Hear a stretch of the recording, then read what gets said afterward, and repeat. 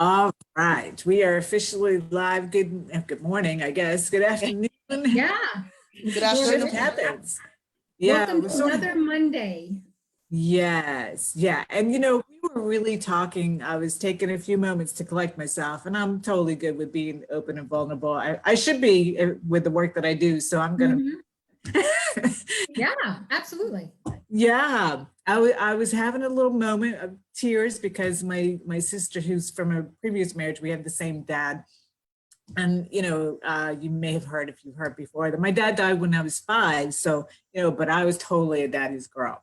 And so she lives in New York, where they're getting the brunt of all this virus stuff. And so she is older, obviously, so she's has now to where she stays in her apartment.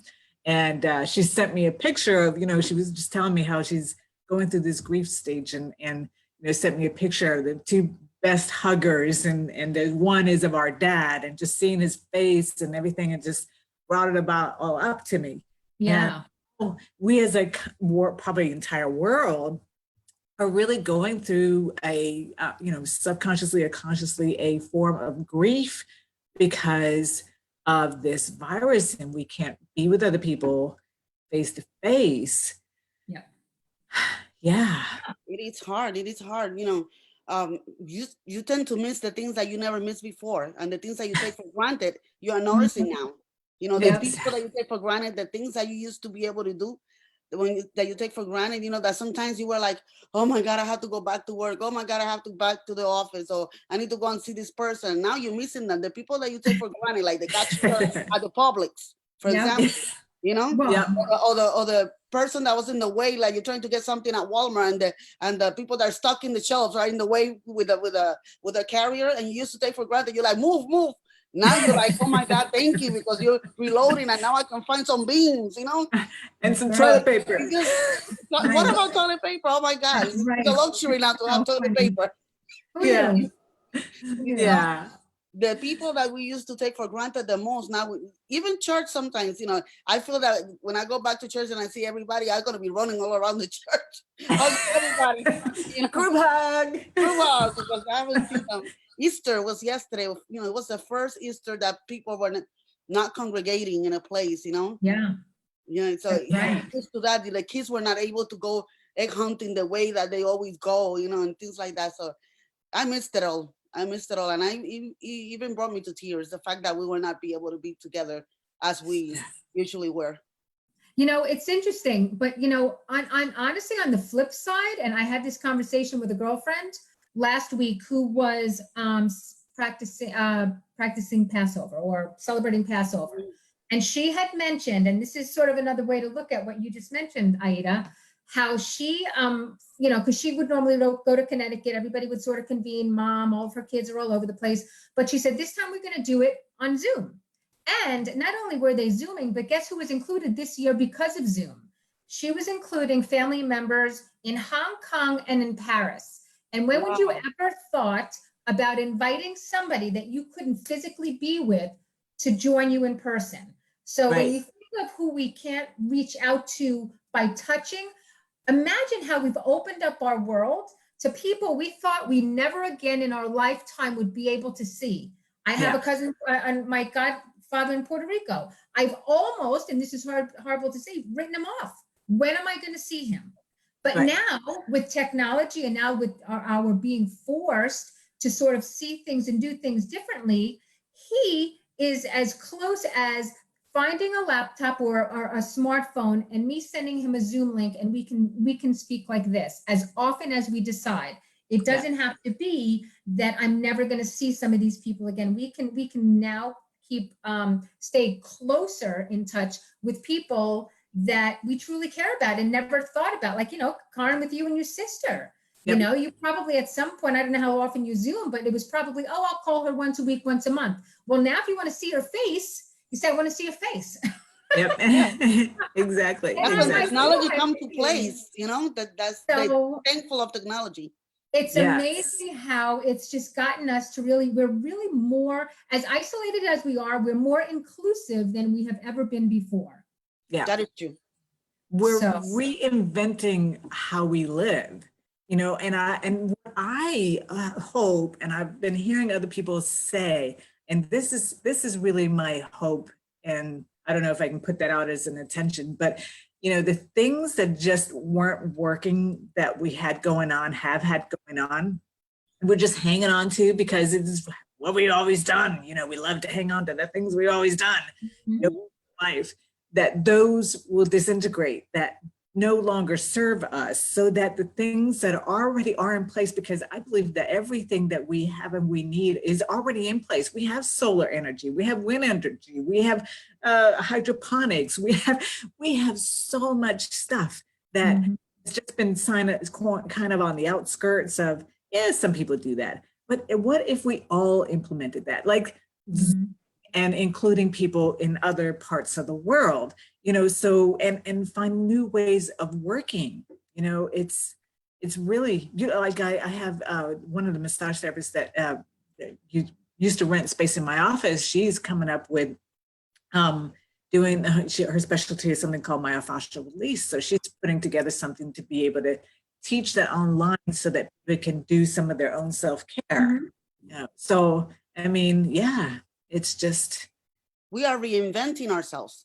I don't know if you go through history, but every single time we have a good innovation or something get discovered or something get invented, it is a result of crisis. It's a result of a situation that make you do something different, that you have no choice but to make something different.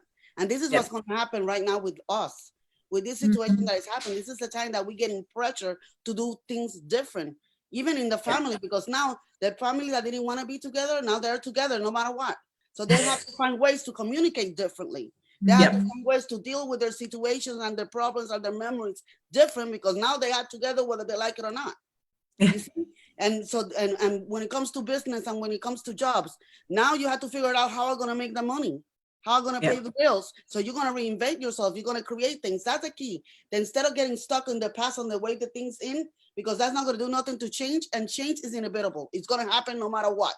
That's one thing that is constant and sure. There's two things in life that are constant and sure: death and change. So you, instead of reacting to change, respond to change. And if you can be ahead of the change, and already plan for it, even better. So this is the time. And now, like I was telling before, there's a lot of resources. A lot of people are giving things for free, education for free, so that you can take here and take there, so you can change. This is the time also to take care of yourself. We are a show of health and wellness. This is the time for you to take care of yourself, because you're going to have the time to create new habits, a new lifestyle. Take care of yourself. Put yourself first. If you take care of yourself first, then maybe your brain, your ideas are going to come. How to innovate yourself, how to change yourself, how to do things in a new way. So this is the time. We are seen as something negative, especially the people like me. I'm a people person. I'm a hugger and a kisser. And some point, for me, it's kind of hard, because I like to see people. I like to hug people, I'm a people person. But at the same time, this is the time that I need by myself, so that I can do what I have to do to move on, and to create new ways of creating myself, and in new ways that I can impact people and help people. This is the time. Don't concentrate so much in the past, and try to go forward. Try to move forward. That's why it's so excellent, the show that we're going to have tomorrow. It's going to be so excellent, the show we're going to have tomorrow. We're going to have a therapist. Her name is Paula Hynd, and she's going to be talking about how to change our mindset, how to transform our mindset. And this is the best way, the best time to do that. The best time to do that, because we need to change our mindset. No more the past. Go forward. We need to live today and go forward with our lives. And that's what she's going to teach. She's going to teach us techniques that we're going to be able to transform our life, our mind rapidly. She does what is called RTT. It's rapid transforming therapy. And it have to do with hypnosis and all different other methodologies that work together to help you transform your mindset more quicker. I don't know exactly how everything works, but she's going to be teaching us tomorrow. We'll go after tomorrow. That's right. That's right. It is a must for you to tune in for tomorrow's show. It's a must. Yes.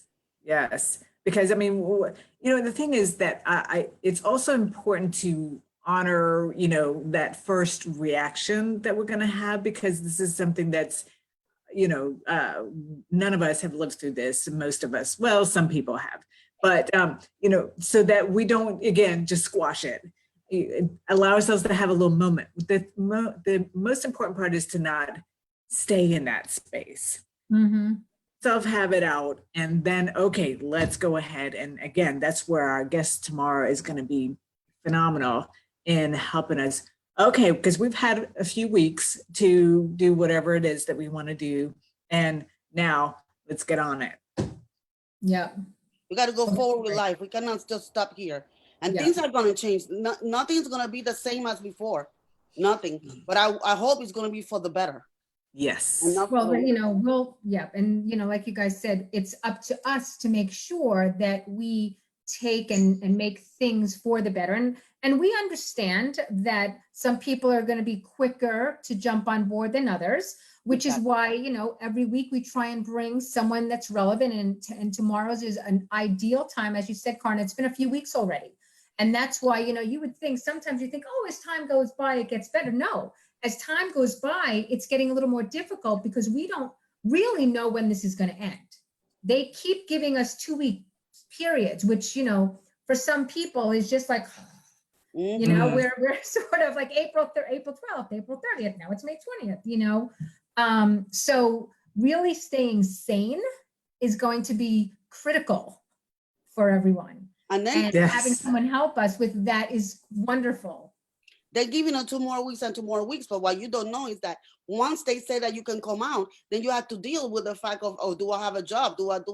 I don't have a job. What am I supposed to do? What's going to be open? What businesses have closed? What we're going to renew? How are we going to do life after that? Those are things that you need to take. Right now, during quarantine, we kind of shelter because they're giving us, the government is sending us some money, and some apartment complexes are not charging the rent, and so you feel a kind of shelter. But once this thing finishes and you actually go in the world, what you're doing in this time that you shelter, you're taking advantage and you're seizing the opportunity now. Yeah. So that when they open again, when the world open again, then we know where we stand and where we're supposed to go. That's the key. Mm-hmm. Well, I will tell you, there are a lot of people still hiring. If you just look for a job, you will see, whether or not you're qualified is individual, but between the ones that we've heard of, just socially and just going to LinkedIn, I mean, there's Indeed. I'm telling you, people are still posting job opportunities for when, and this is going to end, for when that happens. So if people are concerned right now, there are, start the process sooner than later. Yeah. And I'm sure that our mindset guest is going to put us there. Don't wait until this ends to start. You have to. You have to be proactive. We talk about proactive all the time. Yes, in every which way. Yeah, for your career, for your business. Process. Yeah, it's a process. And their careers are growing more, and you have to take advantage of the opportunity, like telehealth. If you're a coach and you are not getting clients right now, maybe you can get into one of these programs of telehealth and be a coach in one of those programs. Insurances are rolling those kind of programs, and different hospitals are rolling those kind of programs. Anything in the health and wellness are going to grow because people are now more concerned about their health than before. So when things go back to normal and people already have jobs and have the money, those are the careers. Technology, because everything you see now schools in technology, school is using technology, works are using technology, sending employees home. So people that can train on how to use technology and programming, stuff like that, those are the kind of jobs that are going to go up, because now jobs are saying, okay, now I can save money. I don't have to rent this big room for all my employees because I can send them home and do the work home. Those are the things that are going to happen, you see? Yes. And then they're going to need to have the training facility to train the people that are not so good with technology so they can do it from home. So that's how the kind of jobs that are going to, so this is the time for you to prepare. Look at what it is that is going to grow and start preparing. Like I said, they're giving a lot of classes, giving a lot of scholarships also in different training schools and colleges and things like that. That's just the time to take advantage of those things and opportunities. Yeah. And so there's always something out there. It's a matter of, and this is why we like to do this discussion, because sometimes we just need, somebody a little, giving us some ideas and just kind of, kind of work the dough a little bit so that we can Exactly. some new sparks come out, because there's always a way, and we are so much more resourceful and capable and stronger and empowered. We're here to empower everyone, to step out there and here's the thing that nobody knows ever. The coronavirus is not the first time we don't know what's in the future. We never know what's in the future. We don't know what's going to happen when we get off of this live here.